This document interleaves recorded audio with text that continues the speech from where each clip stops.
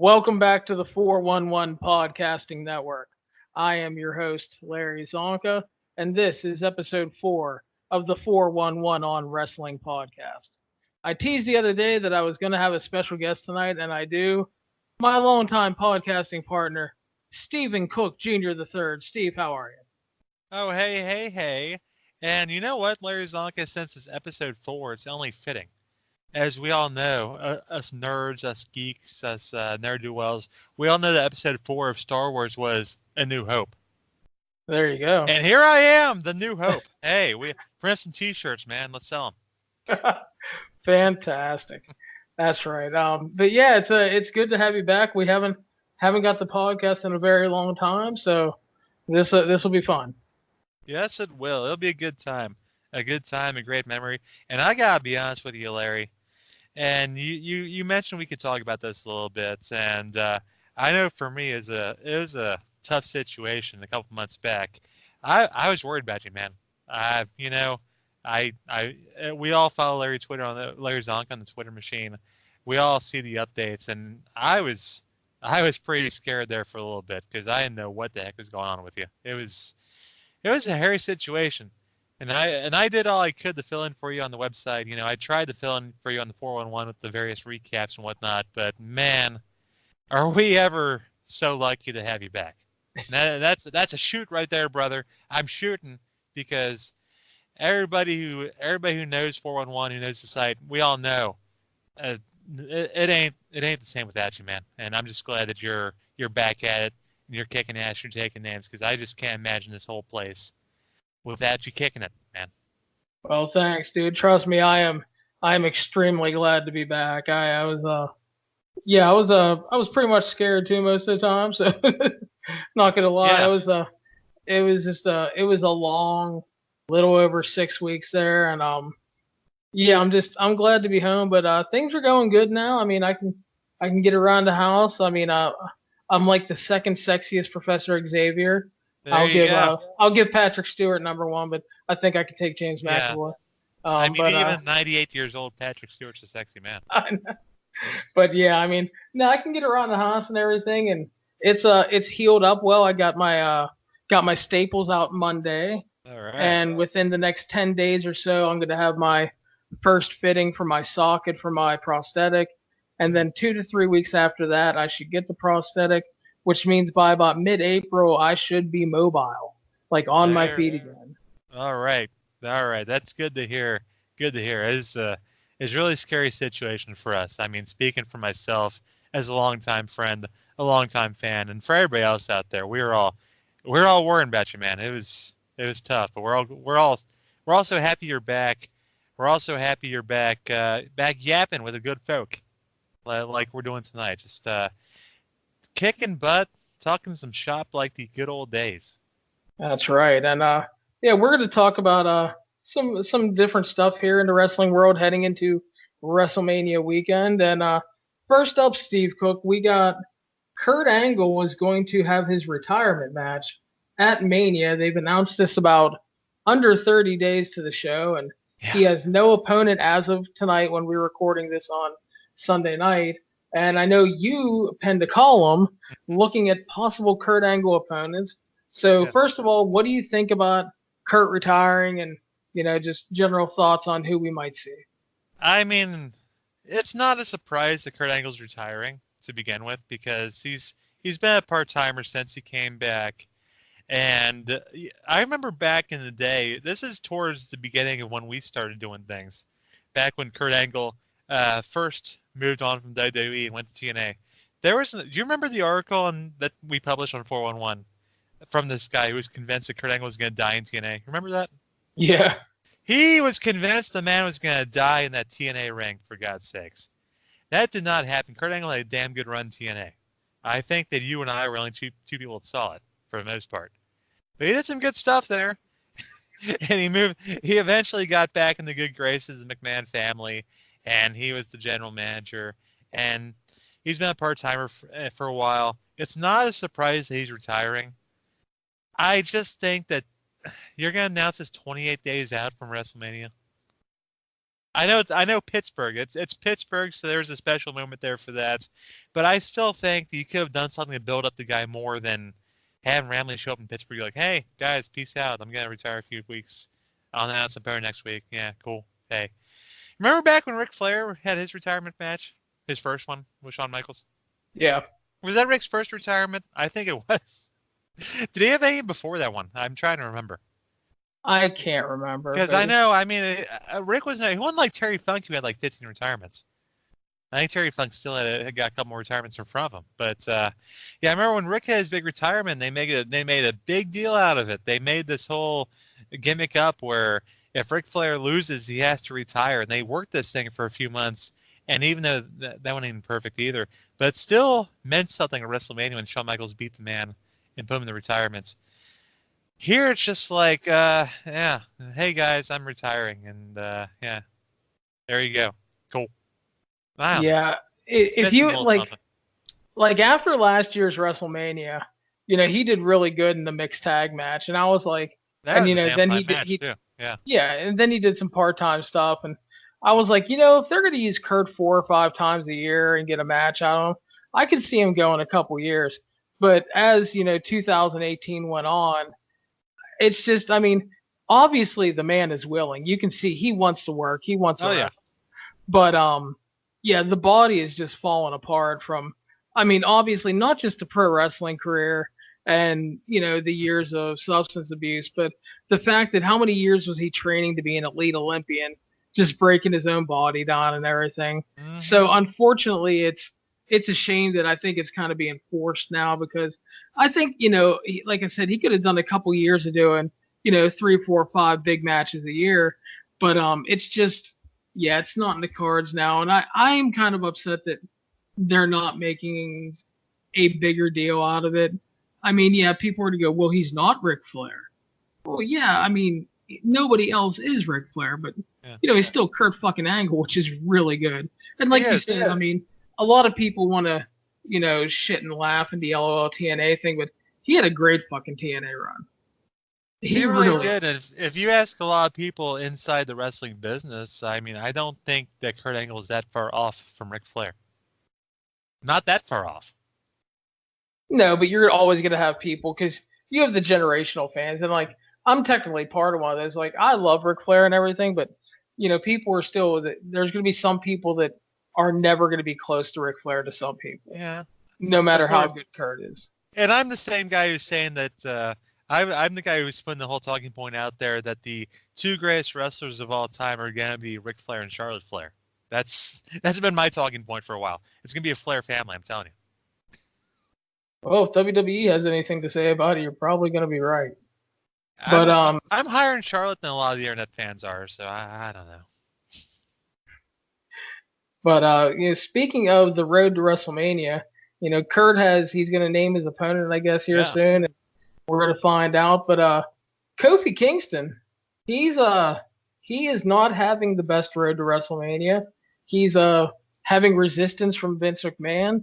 Vince doesn't see him as, I guess, a money drawing star, is the story, and Kofi's only going to get in the Hall of Fame with the New Day because he's not that good. And Kofi has to run the gauntlet here Tuesday on SmackDown to get his WrestleMania opportunity. Steve Cook, your thoughts on the angle so far? There's a lot of stuff to unpack there. I mean, we'll get to Hall of Fame business later, I'm sure, because there's some stuff to unpack there as well. But, I mean, Kofi was kind of a thing that caught momentum overnight pretty much.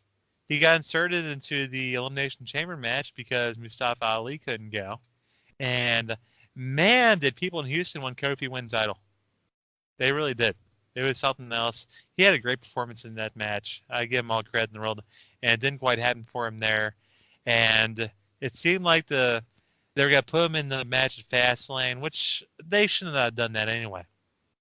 Because you want to save that for WrestleMania. I get what they were doing there. But then they decided to put him in the handicap match at the bar. And I don't know about you, man. I did not care for that whole business with Kofi versus the bar. It's one of those things that just exists to make these pay-per-views last longer, in my opinion.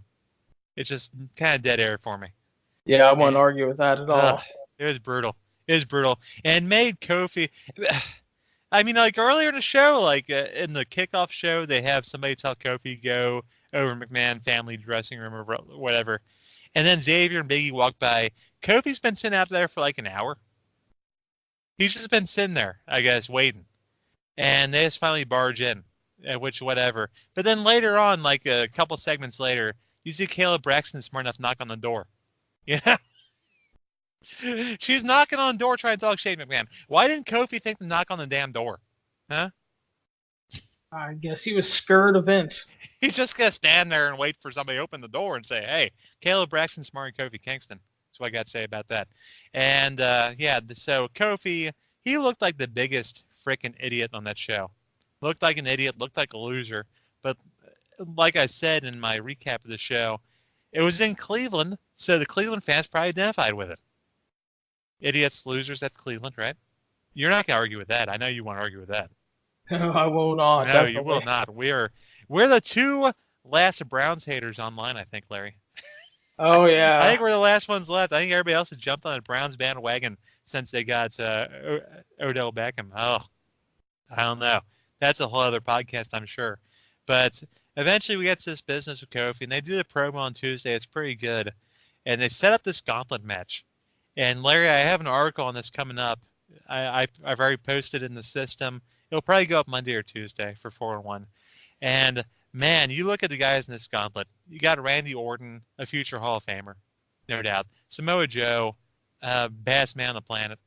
You got The Bar, which they didn't specify whether it be Sheamus and Cesaro, like a singles, or as a tag team. If it's a tag team, it's really bad news for Kofi. Then you got big old Rowan, who Rowan is not as protected as the other guys, but Rowan actually cares about Daniel Bryan. So I think that makes him a bigger threat. So, man, if he survives this, I don't know what to tell you. It's a build. I'm not saying it's a perfect build, but if you're going to have an underdog babyface contender, you know, it can work because we have shown that we can get behind these guys that get made look like shit over and over again.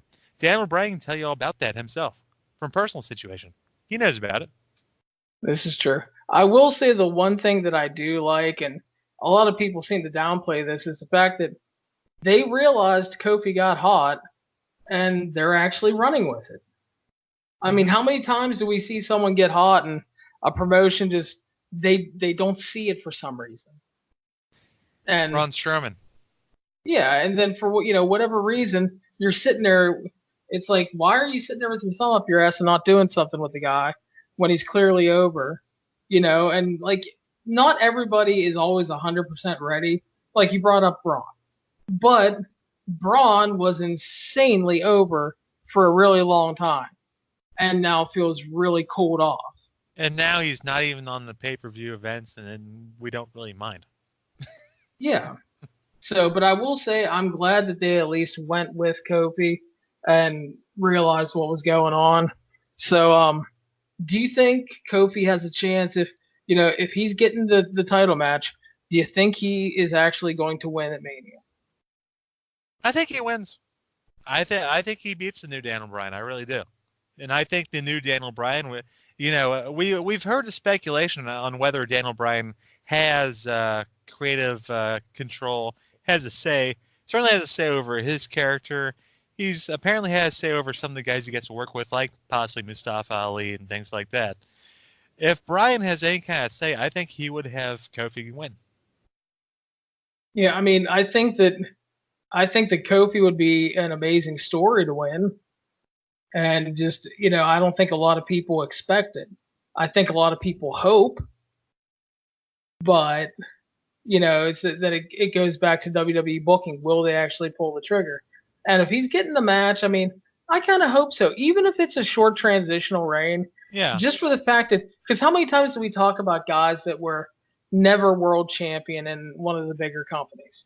Like Kurt Hennig, Roddy Piper. You see these guys that never got the big world title in WCW. Jake the Snake, yeah. Yeah, WWE. Yeah, Jake. And I mean, if you even look at TNA, guys like Monty Brown and Christopher Daniels were both hot at various times. Don't get started on Monty Brown. Oh, Oh goodness. god, I miss Monty's. Apparently, alpha like male. apparently he was at a show not too long ago, like Really? visiting with some people, and just like I guess a bunch of fans ran into him. Were just like he was like the nicest fucking dude in the world. I believe it. Still, Does he and still that's look in shape? Is what I'm wondering. yeah. Mm. But you know, Monty, unfortunately, I mean, unfortunately, I believe his sister had died, Yeah. and he took custody of her children, which is why he quit. So I mean, Yeah. you know, kudos to the man for walking away from the money and something he really loved wrestling. Yeah, and that happened once he got to WWE/ECW. So, the part we took issue with was when TNA saw the money there sitting right in front of them and they just ignored it. Yeah, the worst part is like I understood the first time he lost the title match. I was like, okay, because you can design a story because he got cheated, he got fucked by Jarrett. Yep. And then like 3 weeks later, they turned him heel. Yeah, 3 weeks later he joins Planet Jarrett. It's the old heel cool-off run, which we saw later on with Braun Strowman, who we mentioned earlier, who randomly turned heel. Unfortunately, it was right before Roman Reigns had to peace out, so it was just bad timing all the way around. But even if there wasn't that whole situation, it was still the wrong fucking move. Yeah, it very much was. But so yeah, so I miss Monty. We do. Like I said, he seemed like a good guy. Yeah. I got to see him live a couple times, and yeah, just really fun dude. But next up, Steve, something that a lot of people don't seem to pay attention to at times. We have a lot of NXT talent working outside of WWE, working for Evolve, Progress, WWXW. You know, and a lot of people forget that NXT is still a developmental territory. Yes, it is a third brand, but we're still developing a lot of talent. I feel like so, WWE forgets that sometimes too, to be honest with you. Exactly. So I know you don't get to follow a lot of these other promotions, but just generally speaking, what are your thoughts on the NXT talents getting to work these shows? I think it's great. I've always said that the more that these talents can work, the better. The more ring time they can get. It's all when you're at that stage where when you're developing, it's all about working more shows. That's why back in the day, back when OVW was the main developmental territory, that's why Jim Cornette had them running those arena shows in the Louisville area, or maybe like 50 people might have been there, but they'd still get some time to work in front of a crowd, even if it's not the biggest crowd. And these guys, Walter, I know Walter's, he's huge in Europe, and it only makes sense to have him work in progress in WXW and places like that. And for guys here in the States, guys like Adam Cole, guys like Kyle O'Reilly, Velveteen Dream, those guys, it only makes sense from working Evolve, the gay promotion, that the Gabe Sapolsky promotion, our good friend. He works for them, right? He works for WWE. He's got some kind of deal with them, right? He's making money. Yeah, he's got to deal with them. It's interesting how WWE they got Gabe there, and you see Mike Quackenbush there. It feels like he's at the PC pretty often, right? Quackenbush, like he's he's been on there quite a bit doing guest coaching stints and working with Alexa Bliss and others. It seems like Alexa Bliss is only allowed to wrestle with Mike Quackenbush. Well, I mean, apparently she's extremely fragile still, and they don't want anybody hurt. So Quack's the only safe worker, I guess. Yeah. Well, I mean, when you think about people who are safe workers, I mean, Quack has had his various injuries and developed that really European style and stuff, and he's very safe. So because he don't want to hurt himself. He injures himself. He doesn't injure anybody else. He's had plenty of injuries himself. He doesn't injure other people, but so that's the deal there. It only makes sense for these guys to work these other promotion when it makes sense, when it doesn't go against NXT bookings or whatever else they might have going on at the time. So, and it's a great thing for those promotions like WXW over in Europe. I remember back when the whole NXT UK thing started, the English PC. And there's a lot of hubbub about the guys over there not being allowed to work for other promotions. But I guess they're allowed to work for some. Is that they're deal? allowed to work for? They work for some. The ones that they basically WWE greenlit / affiliated companies like Progress, WXW. Okay, but then some of the other smaller promotions can't get them now, so they're all hot and bothered about it. Well, it depends on your contract. because there are apparently like 3 levels of contracts for the UK guys. Like British Strong Style now, they're on like the A level contract. So it's like they have to work only shows that are greenlit / affiliated with WWE. The shows have to have ambulance and medical personnel, and like there's like a whole list of shit that they have to do it. Arnold Furious over at his site Rearview Reviews. He did a British Roundtable podcast with his friends, and they broke it down a while ago. But apparently there are different tiers. So some of the real low tier guys can still work a lot of places, but the higher tier guys are basically WWE's goal is to reduce dates for those guys because they worked a lot heading into getting signed. Yeah. Especially like a guy like Ligero who was working like 9,000 matches a year. That's one thing, and the whole added dates, which I mean, more dates means more money. But there's also the issue that I think a lot of these indie guys face where the more dates they work, the more impact is put on their bodies. And you see some of these guys breaking down once they get to WWE, like our good friend Tommaso Ciampa. I mean, the man had a serious injury, and then he came back from that, and he had a great run as NXT champion, and that's been Kaputski thanks to this neck injury. And a lot of it's due to the wear and tear he put on his body trying to get to WWE. So yeah, there's not a perfect solution to it, but yeah. Yeah, I talked about that on my last show because I always feared that he would kind of end up like Nigel, to where he would get too broken down before he really hit the big time. That's an example right there, yeah. And then a lot of people forget that when he had the knee injury and he went out, everybody thought it was just a knee injury, but he had like 3 different surgeries when he was out. He had a knee issue, a shoulder issue, and something else I don't remember. But he had multiple issues from, again, like you said, expending himself on his road to WWE. But talking about the guys working the other places, I'm a big fan of it. You had a lot of the Evolve loyalists who got upset right away, and they brought in Fabian Eichner and the Street Profits, and they won titles right away. But the fact is, like, Fabian Eichner is a really good worker. He wasn't being used in NXT at all. So you need to get that guy some ring time outside the fucking Florida, coconut loop. So he was working with some good guys.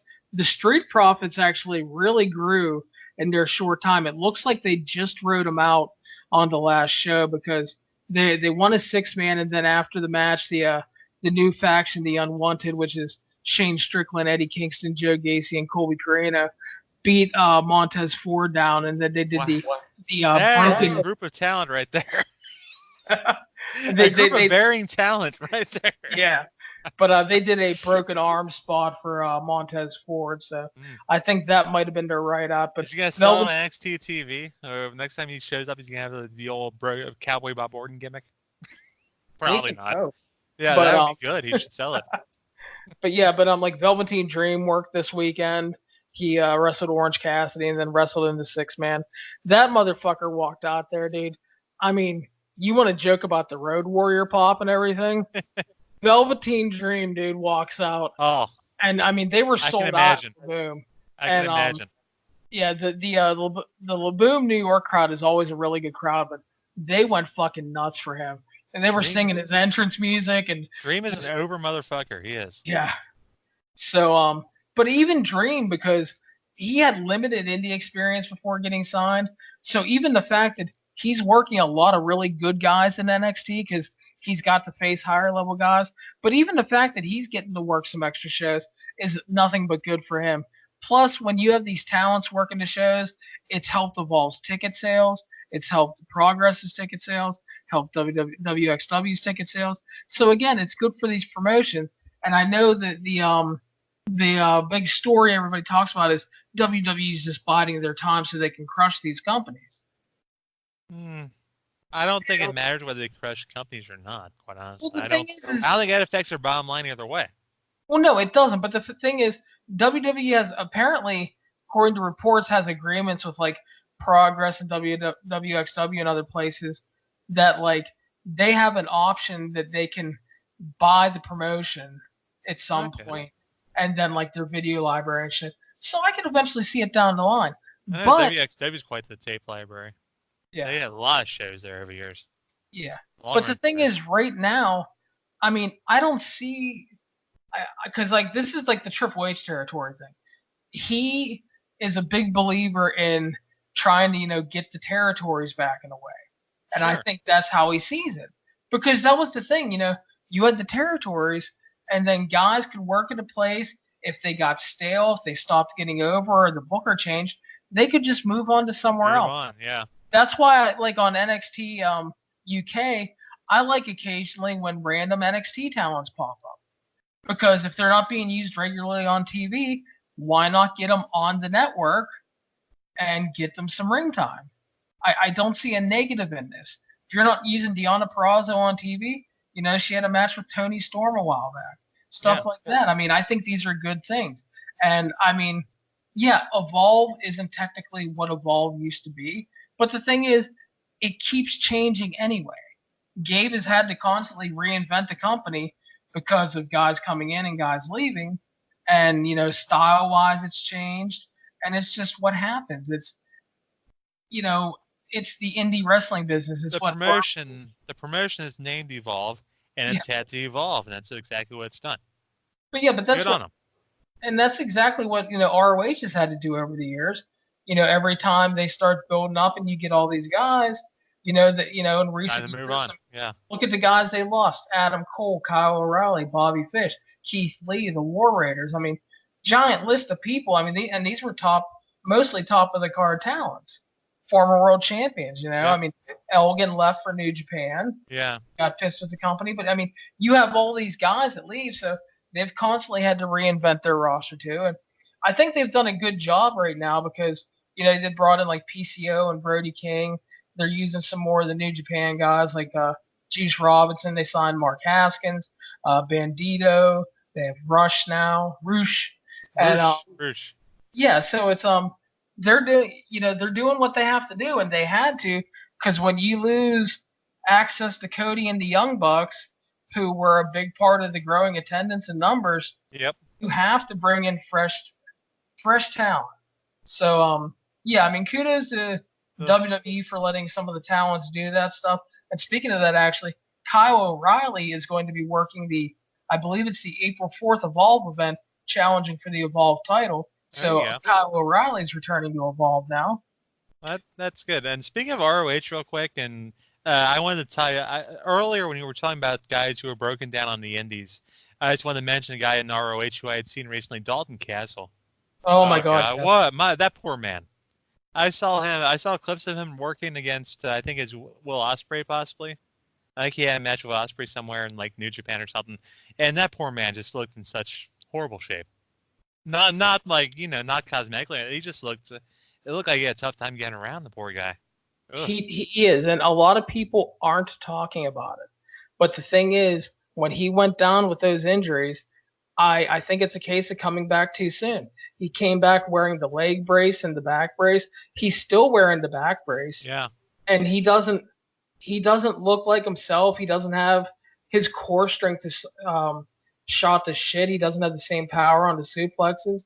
And he doesn't look like the same guy. And people think I'm saying it to be mean. It's like, no, I'm like, it's honestly, I'm concerned at this point because it's like, should you really be working if you're still that, injured? And I mean, you feel bad for that guy because you wish he could get a shot with a larger company, maybe got some more money before his body completely broke down on him.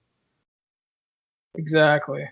But yeah, it's a shame for sure. I hate to see it because obviously super charismatic guy and everything. He is still a very charismatic guy. I mean, he's got a great character, but it looks like his body's failing him, and it's sad to see. Yeah, and honestly, I said the same thing the other day about Hamna in New Japan because he worked this like 20-minute match with Tai Chi, and it wasn't a good match, but he just looked shot. And I mean, he came back from his injury and everything, and it's a great story. But when the tag league came around and he didn't team with Makabe, I told everybody, I'm like, that's a bad sign because if he can't even work the tag league, I mean, where they take it really easy, I mean, that's not good. But let's move on to what should be a happier topic, Steve Cook. Harlem Heat is going into the WWE Hall of Fame. They were hometown boys. They were the latest announced. And general thoughts on Harlem Heat as a tag team. My general thoughts on Harlem Heat as a tag team. I mean, it was a tough time. You and I both watched WCW back in the day, and let's be honest. Once Eric Bischoff took over, he didn't really give a crap about tag teams. I think we all know that. So I think it's all pretty much common knowledge. And Harlem Heat was always one of those tag teams where one guy was a lot more talented than the other. Like Booker T was always considered like the top guy in that team. I think even going back, we all kind of noticed that. And the one I enjoyed Harlem Heat. Don't get me wrong; they had some great brawls. Ugh. There was a time period with them and the Nasty Boys and Cactus Jack and Max Payne. Oh, great brawls, good stuff. Sister Sherry, they better give a shout out to Sister Sherry. You know what I'm saying? They better, dude. They better give her a shout out because she added a lot to that team back in the day. But I think the main criticism about Harlem Heat going in, and I understand this, is that Booker T's already in, right? Yep. Yeah, Booker T already made it in as a singles guy, but now we're gonna put him in again as a tag team guy with his less talented brother. I have no hate in my heart for Stevie Ray. I did a column over on the Chair Shot about Stevie Ray's top accomplishments, and I will say that Stevie was Ray's number one being Booker T's brother. No, it's about his commentary career, which I thought he was a better commentator than Booker T. That's there you go. Which I think I saw somewhere today that WWE is going to upload the whole run of Thunder onto the network. So I'm happy about that. We'll get to see all his great 2000 Thunders with Stevie Ray commentary. I'm pretty excited, pretty jacked about that. But it's a thing. I don't get too worked up about these things. The Hall of Fame. I think you and I and a lot of people agree that at this point, the WWE Hall of Fame is pretty much it's a TV show. It's a TV show. You have the main event guy, which is this year's DX. Then you have some mid-carders. You have some stuff. You have some slots to fill. You got the women's slot. Got the tag team slot. You got, the minority slot, which Harlem Heat they have 2 slots there, so it works pretty well for them.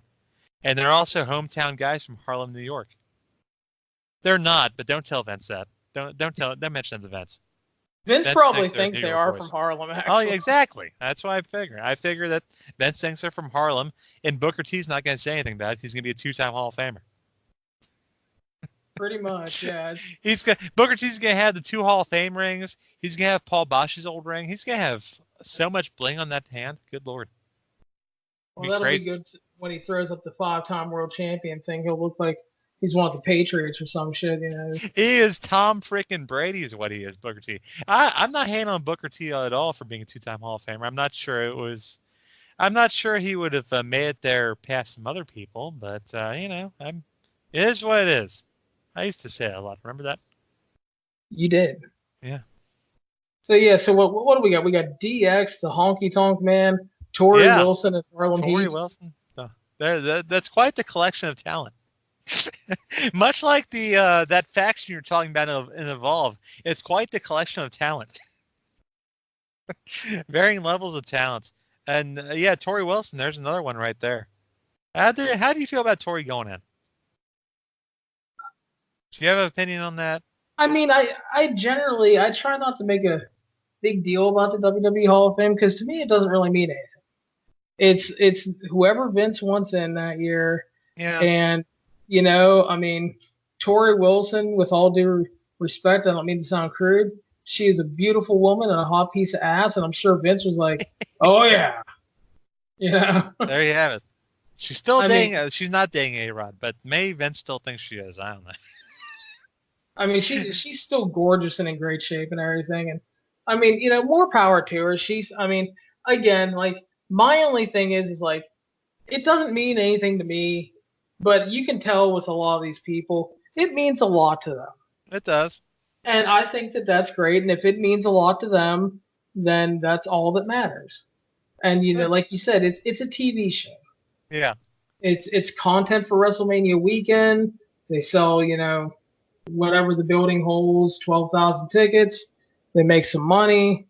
It's all part of the presentation. And, I mean, it's not like, people get mad. They think like I have this thing against it. It's just I don't think it's like a big arguing point.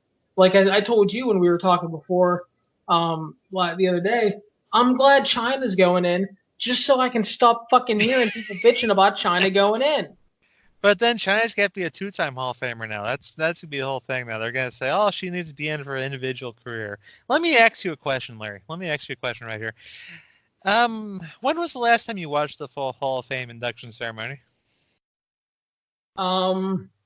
It's been a couple years because I'm usually reviewing shows. I think it's an unwatchable show, to be honest with you. It's been years upon years upon years since I've watched. I don't know the last time I saw an induction speech, to be honest with you, because I just got tired of hearing those fans out there chanting, one more match, one more match. You know, that kind of nonsense. So to me, I saw it for a while, and it got to be too much for me. And you know, I love the old school wrestling. I love watching the old stuff, but I'm not going to sit through a bunch of speeches so people can yell one more match, and that kind of nonsense.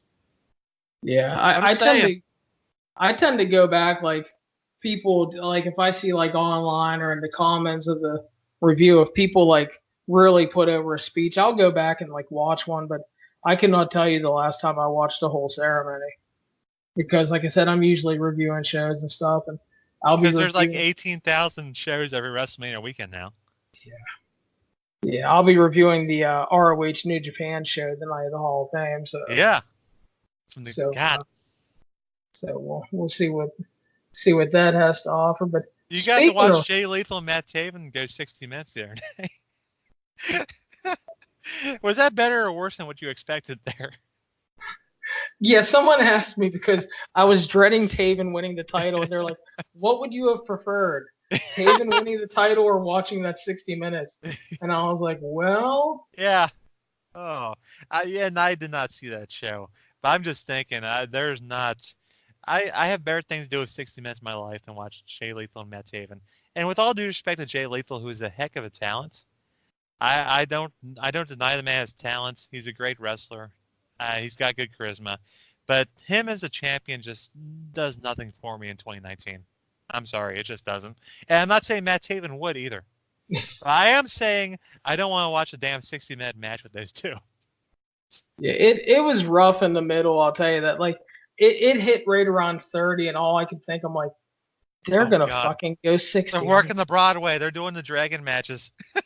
And then, like, I looked on Twitter, and everybody's like, holy shit, they're going 60. It's like, oh no. I'm like, don't say that. I'm like hoping they're not. But okay. Did. Now the question pops in my head: was that a better or worse ROH title 60-minute draw than the Austin Aries Tyler Black one at that final battle? I don't remember that match, to tell you the truth. That was brutal. I think it's Aries and Black. It was Black and somebody that went 60. I think it's Aries. It might have been. I don't remember. But speaking of WrestleMania weekend, Steve, yeah, we obviously have the big WrestleMania show, and I saw some report that there's like rumored to be 17 fucking matches. That's like 5 weeks of TV, isn't it? Yeah. So, as of now, what you know about the WrestleMania card, what is your general excitement level for this show? I'm excited to see a couple things. I mean, I do think that eventually we'll get that Kofi Bryan match. I think that'll be fun. You got Angle retiring. I think that'll be something of a deal. As much as I don't like the build for Charlotte and Becky and Ronda, I am interested in seeing that match. Beyond that, and it also comes back to the fact that I will do some kind of recap for these sites. And there's nothing I hate more in 2019 than sitting through hours upon hours upon hours upon hours of wrestling, which I would not have said if I was 20 years younger. But now, I'm waiting for it to be over, to be honest with you. Yeah, I'm going for it to be over. Yeah, I'm going in cautiously optimistic, but I just there's some stuff I'm looking forward to, and there's a lot of talent on the card. There's a lot of But talent. Yeah, don't get me wrong. There's a lot I'm of not talent. looking forward to something like 15 to 17 matches. I just think that's fucking ridiculous. And especially when you look at the Takeover New York card, which on paper is just like Yeah. such a sexy fucking card. It really is. I took a look at that myself, and I tried to avoid spoilers and whatnot, but I took a look at that card. I was like, oh, okay, cool. Yeah, All I right. am like absolutely thrilled to talk. I talked about that And they'll show be the done other within like day. what 3 hours probably at the most. Oh yeah, Yeah. exactly. But I mean, the thing is like you look at that match, and honestly, like pretty much almost, I'd say every match has a chance to be the best match on the show.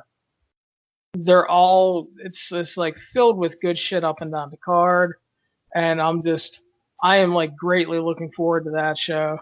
I'm getting excited for the ROH New Japan show, and don't have a full card yet, but there's some good stuff on that so far, and be curious to see what Evolve puts on that week too, because they've been a mixed bag over Mania weekend the past couple years, like some great matches, but not like the best complete shows. So I don't think I'm reviewing 900 shows this Mania weekend, but You're gonna stick to all killer no fillers. What are you gonna try to do? yeah, like Oh, I'm except gonna for do WrestleMania. yeah, like I'm gonna do Evolve and the Evolve Super Show or the WWN Super Show. I'm gonna do the Impact pay per view, which the Impact pay per view actually looks really good. Which one is that? Is that United We Stand? Okay, Yeah, I've heard things about that one. yeah, like the weakest thing. Sabu and RVD. Oh, Yeah, like the versus weakest the thing. Lucha Bros. Okay, all Yeah, right. the weakest thing on the card is Tessa Blanchard and Joey Ryan. Get like a 4-way for the women's, which looks okay. You have an Impact versus Lucha Underground 8-man tag. Quick question on the Tessa and Joey Ryan thing, because that was the whole deal. Where I saw that apparently the original idea was Tessa versus Eli Drake, and Drake did not want to do it. Yeah. Why is Tessa working men? First of all, what's is that like the thing that they're doing? No, because I think it's just because she's out of the title picture right now, and they just wanted her on the card, and she's worked intergender before. Huh. I think it's kind of funny that Eli Drake was like, "Yeah, I'm not doing this intergender bullshit." Well, I mean, I personally am not. I'm not as big on it as a lot of people are. I think we're trying to avoid talking about Joey Ryan and Priscilla Kelly, aren't we? I mean, we don't want to talk about that. Okay. That's a bad piece of business. That's a bad piece of business there. But I mean, I'm gonna go and plug my stuff right now on the chairshot.com. I think either Monday or Tuesday I will have a column about some forgotten women from WCW. I think the whole Tori Wilson in the Hall of Fame thing. So I figured I'd go ahead and go over some of the other forgotten women. And I mentioned Gorgeous George. Remember Gorgeous George? Macho Man's young girlfriend? That whole story is amazing because for people that don't know, Randy Savage got the rights to the Gorgeous George name. And then he got his brother, Leaping Lanny Poffo, signed for like $200,000 a year. Yes. And then Lanny was supposed to use the name and basically do an updated version of the classic Gorgeous George character. And which then WCW. Sucked, let's be honest, it would have sucked. Oh, it probably would have, but yes. Yeah. So, but then WCW never brought him in, and they paid him for like 18 months. So since they weren't going to use Lanny, Randy Savage brought in a hot piece of ass. Yeah. Gave her the name Gorgeous George, and then like he had the whole Team Macho with you had Team Madness. It was Medusa, and Medusa, Mona, Miss Madness. Yeah, Miss Madness. Yeah, who later on went on to be Molly Holly. So some good stuff Gorgeous there. George, but the reason I mentioned Gorgeous George in this whole conversation, I just wanted to put over her intergender match with Little Nate Charles Robinson. Remember that? I think it was Slamboree 1999, and it was them doing Macho Man Ric Flair moves. It was fucking tremendous. See, intergender can be awesome. It can be funny. You don't have to throw up on each other. You don't have to, try to fuck each other. Whatever they try to do these days. I don't know. Just too much, man. Ric Flair moves. It works. Jesus. Yeah, I mean, I'm not a huge fan of it. Like, I've seen stuff I really like years ago when we went to a Chikara show. I saw like this great 20-minute Quack Sarah Del Rey match. Oh, yeah, yeah. It was so good. The funniest part of the match was Quack just he wasn't healing it up, but this was like months after the BDK angle ended.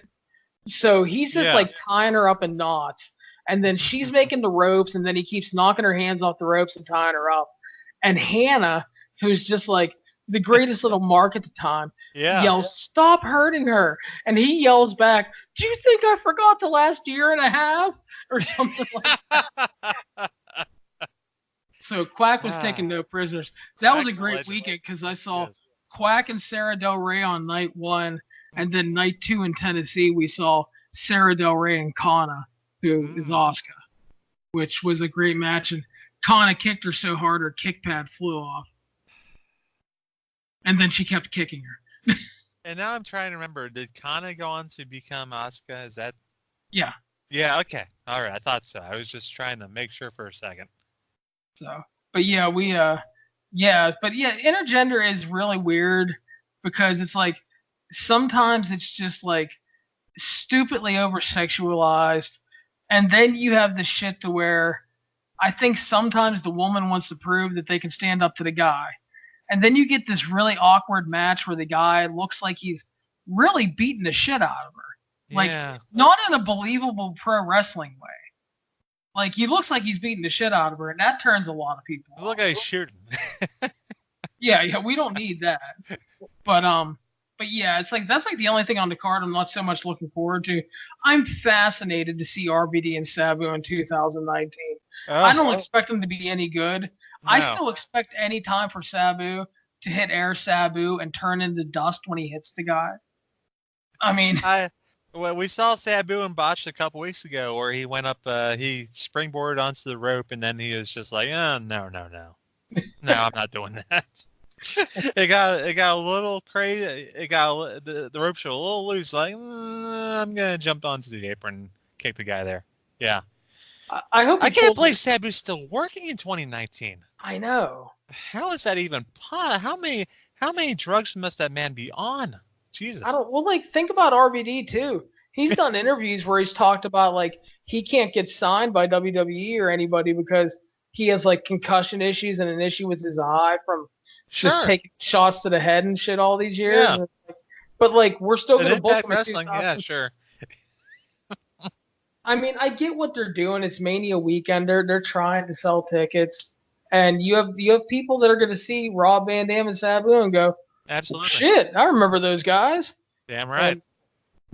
Yeah, I'm just fascinated to see what the hell they're gonna do. But like the Lucha Brothers are really fucking awesome, and then it's like, yeah, I have no clue what the other two guys are gonna do, but it's gonna be interesting. I mean, it could be a complete train wreck, but yeah, but no, I'm actually kind of looking forward to that card too. There's an Ultimate X match. There's a Monsters Ball with Sami Callihan and Jimmy Havoc, and so, Rich Swann versus Yamato from Dragon Gate as well. Oh wow, Yamato. Yeah. I haven't heard that name in a while. Yeah, there's like 6 to 8 Dragon Gate guys coming in for Mania weekend, and they're working like the WWN Super Show and some other stuff. So, hey, I give full credit to Impact for scoring a Dragon Gate guy, especially because Swan worked Dragon Gate. So that was smart. I mean, we remember back when Dragon Gate guys used to steal the show every year on WrestleMania weekend on these ROH shows. Yeah. It was Dragon Gate 6-mans back in the day with Chima and all these guys. Yeah, and that's what really put ROH and the outside promotions on the map for Mania weekend was you had everybody talking about these insane matches with the guys from Japan coming in. And it's just like, people were like, well, shit, there's other stuff besides WrestleMania. And then every indie promotion under the sun came along and joined in. Well, we've seen over the past couple of years, it's slowly started to cannibalize itself because you've seen these shows that like they look like they have good attendance and then it's a mixed bag. But you know what? You gotta love Joey Janela. That motherfucker keeps selling out his shows. Oh, he does. And he has to do 2 shows this year. Nice. He's got. So he was smart enough. He was smarter than WWE, who can't do a WrestleMania night 1, night 2.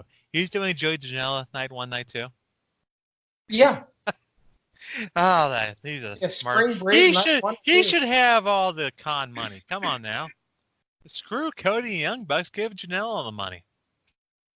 I'm really into. You know what I'm interested to see is like people have talked about it for years if WWE would ever split WrestleMania, and I think that they may. I think if they see how the New Japan does next year, because they're running 2 days at the Dome. That's next right. year.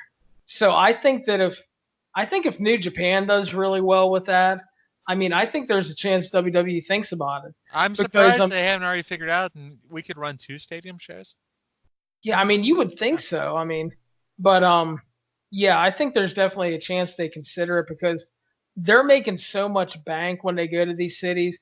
Plus, they're making so much for the cities that, like, if you tell the city, yeah, we're going to do Saturday and Sunday, you know, we're going to 50,000 people or whatever in the stadium each day. I guess you could do, you have, well, I mean, SmackDown's going to be Fridays pretty soon, so you could do NXT TakeOver on Thursday night, do a hot SmackDown on Friday. I don't know. Might work. Yeah.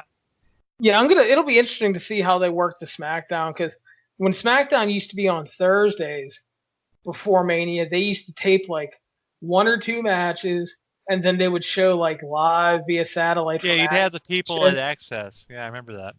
So I think it'll probably be something like that, I would think. But honestly, what they should do is because they always bring in like a ton of the NXT guys and they always do live matches at Access.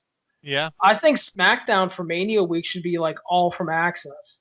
Might as well make might as well put some NXT TakeOver matches there. Yeah.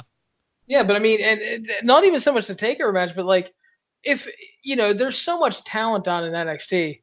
If you got guys that aren't on the TakeOver card or you bring in some of the UK guys and like some of the 205 Live guys and just mix it up and do like a special night of matches, then you keep shooting the Access and you air all the video packages for Mania and stuff. I mean, I think that works. I think so too. It's making a little too much sense, quite honestly. Yeah, which is probably why they won't do it. Yeah. I've learned that over the years. Every time we're gonna have 11-hour WrestleMania Wednesdays. So what's gonna happen? Oh, please don't tell me that, dude. You remember back when they had WrestleMania all day long back in 2000 when they had the very long pre-show that recapped all the history of WrestleMania? Yeah. And I remember being like 16 years old and liking it because hey, I'm getting to see the history of WrestleMania. Good God. I don't know. The thing for me is that WWE, for as financially a successful company as they are, every year with WrestleMania, for the most part, it feels like they don't know how to pace the show. It's laid out weirdly, and it's just the pacing always makes the show feel longer than it actually is. I think a lot of their shows have a problem. Oh yeah, but I mean, especially Mania. I mean, because Mania, you're starting at 5, and you're going to go to 11, so you're already scheduled for at least 6 hours. And then they went to midnight last year, didn't they? I think so, and that's what I was going to say. And then there's the chance they go to midnight. So I mean, you're looking at 6 to 7 hours. You have to have a strongly paced show to not make it feel that long. And everybody always goes, "I never hear you complain about Wrestle Kingdom. It starts at 2:30 a.m." Okay, well, maybe that should tell you something that if I wake up at 2:30 a.m. and recap a show till 8 a.m. and I don't complain about it feeling badly paced or long, that they did something right. That should mean that they had a good show and actually did things correctly, I would think. Yeah. Yeah. But it's just like a pacing thing.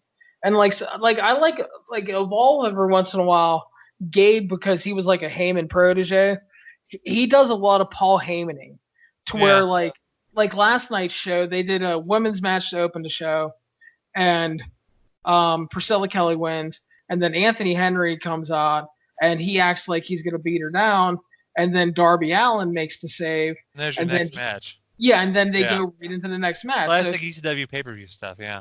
Exactly. So right then, it's like the women's match was like 3 minutes long. the angle was like a minute or two, and then they worked like a 10-minute match or something like that. So it's like, you're not even 20 minutes in. You've had 2 matches and an angle that played off previous shows and everything. So, yeah, I mean, it's just the pacing felt really good on that show at times. And, like, I appreciate that because, even a 3-hour show can feel long if it's not laid out well. Oh, yeah. And how many pay-per-views have we seen? The running joke for us a long time with UFC shows was it wouldn't start until it was 15 minutes in. Yeah. Because they always do the build. They always talk about the card. They always build up the first match, and the guys walk out and then be 15 minutes in. There you go. Let's go. Yeah, and UFC shows, I mean, especially like the FS1 cards, used to be so horribly paced. Like Robert Winfrey, who does all of our UFC reports, that poor bastard, he talks about it all the time because the only thing worse than like the general FS1 shows are like the Ultimate Fighter finale shows because they sit there and they have to show so much shit because nobody knows who half the guys are. Yeah. And then the show is like, by the time you get to the tough finals, which aren't even the main event, you're 7 hours deep. And it's like, shoot me now. Are they still doing the Ultimate Fighter now with the whole ESPN deal, or is that Kaputski? I've heard different reports. I've heard they are. I heard they are, and then I heard they aren't, but are going to do something similar. Like they may just – I don't see why they do it anymore because Dana White started the whole Dana White Contender Series on the freaking UFC channel or whatever. Okay. And there were like 4 and 5 fight cards with, guys that aren't signed. And then the gimmick is if you do really good, you get signed. So what the fuck do you need Ultimate Fighter for? These are all the geeks that are going to try to get on the Ultimate Fighter anyway. Exactly. And Lord knows ESPN has the rights to enough stuff anyway as it is. Yeah. So. But Steve, I think that should about wrap us up unless you have something else you need to talk about. Not really. It's been a good time, a great memory. And if this time where I plug all my stuff, I mean, you can follow me on Twitter at SteveCook84. You can catch all my writing on 411mania.com. We do it weekly. We do the botch column. We do the Magnificent 7/Top 7 column. And occasionally I chime in with something else, like the Kofi Kingston deal, which should be up Monday or Tuesday. And then on the chairshot.com, I have a couple columns there a week. And I got this week will be a top 5 overlooked women in WCW, which I mentioned earlier. You remember the era of WCW, like towards the end, where they brought in like 20 women at the same time. Remember that? Vaguely. Yeah, they brought in a ton of women, like Tori Wilson, like Stacy Keibler, and I think they're just trying to compete with the Attitude Era pretty much by having a lot of tits and ass. Yep, but standards and practices wouldn't let them. Yeah, that's what Bischoff would tell you. Or I'm sorry, Russo. Russo, standards and practices, bro. Yeah, cut me off at the knees, man. That they did, but that was also a good time. And hopefully we get all these Thunders on network. Good stuff right there. But and we don't have another pay-per-view. When's that WrestleMania? Is that the April 7th? Is that right? April 7th. All right. We got a couple weeks before then. Good. That's right. Good. We like these Sundays off, don't we? We do, yes. So I would like to thank Steve for joining me and getting the band back together for this week. You can follow the 411 Wrestling 411 on Wrestling podcast on iTunes, Stitcher, Spotify, generally any podcasting platform, and YouTube. Make sure you subscribe. We've got enough subscribers now that we actually have our own YouTube /411mania URL now, which is cool. So make sure you follow us on, subscribe and share us around on social media. And thank you for listening.